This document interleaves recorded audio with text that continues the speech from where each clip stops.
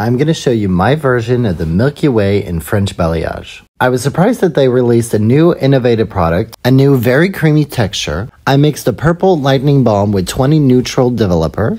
And of course, I use metal detox, obviously, making zigzag separation.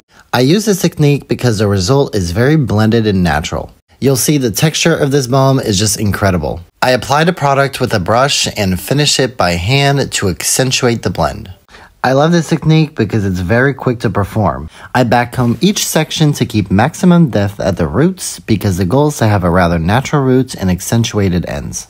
I also like to have the front stand out more in all my balayages. That's why around the face I work thinner sections with aluminum foil to give maximum impact. On the sides, I make slightly thinner zigzag separations. Note also that I apply a bit more product around the face to connect with the contouring. The balm lifts up to 8 levels. I was surprised how light the result was just after 50 minutes. For the toner, I used half 9.13 and half 7.8 with a hint of copper booster at 9 volume. I decided to go for a milky caramel. As a colorist, Dialite gives me the perfect finishes to complete all my balayages.